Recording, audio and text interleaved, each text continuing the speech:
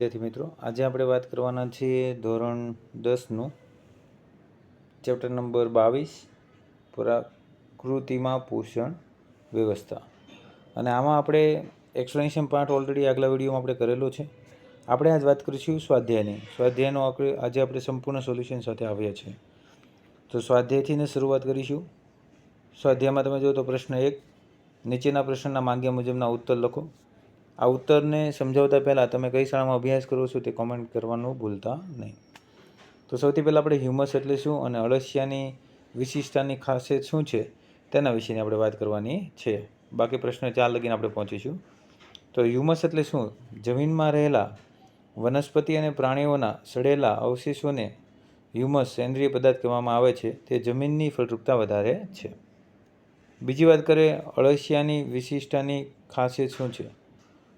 અળસિયાની વિશિષ્ટતામાં nitrogen, phosphorus અને potash જેવા પોષક તત્વો ભરપૂર માત્રામાં હોય છે, જે જમીનને અત્યંત ફળદ્રુપ બનાવે છે.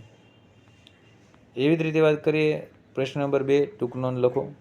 તો સ્થાનિક અળસિયાની વાત કરીએ. જે અળસિયા ચોક્કસ ભૌગોલિક વિસ્તારોમાં કુદરતી રીતે જોવા મળે છે તેને સ્થાનિક અળસિયા કહેવાય છે. તેઓ ત્યાંની જમીન અને આબોહવા સાથે અનુકૂળ થયેલા હોય છે. ઉર્જા ચક્રની વાત કરીએ તો નિવાસન તંત્રમાં સૂર્યમાંથી મળતી ઉર્જાનું ઉત્પાદનથી માંડીને વિવિધ સ્તરે વહન થવાની પ્રક્રિયાને ઉર્જા ચક્ર કહે છે. એવી રીતે જળચક્ર, પૃથ્વી પર પાણીનું બાષ્પીભવન થાય, વાદળ બંધાય, વાદળમાંથી વરસાદ પડે, ફરીથી નદી અને સમુદ્રમાં ભળવાથી નિરંતર પ્રક્રિયાને જળચક્ર કહે છે.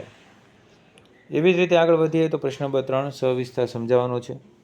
જો ચક્રવાતની ભૂમિકાની વાત કરી છે તો ચક્રવાત એ વાતાવરણમાં સર્જાયેલું હવાનું નીચું દબાણ છે. તે ગરમીનું વિતરણ કરવામાં અને વરસાદ લાવવામાં મદદરૂપ થાય છે, પરંતુ ક્યારેક તેનાથી ભારે વિનાશ સર્જાય છે. ખાદ્ય ચક્રની વાત કરીએ તો નિવસન તંત્રમાં સજીવો ખોરાક માટે એકબીજા પર આધારિત હોય છે. આ શૃંખલાબદ્ધ સંબંધોને ખાદ્ય ચક્ર આહાર શૃંખલા કહે છે, જેમાં ઉત્પાદકો, ઉપભોગીઓ અને વિઘટકોનો સમાવેશ થાય છે.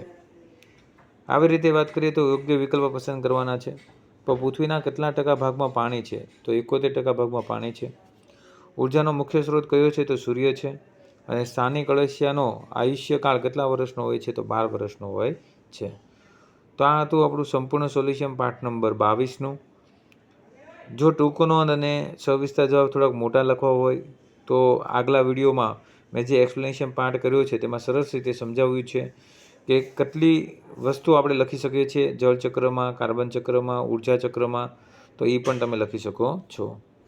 આવી જ રીતે આપણે પાઠ નંબર 23નું પણ સ્વાધ્યાય મૂકીશું આગલા વિડીયોમાં. તો અમારી સાથે બના રહેજો.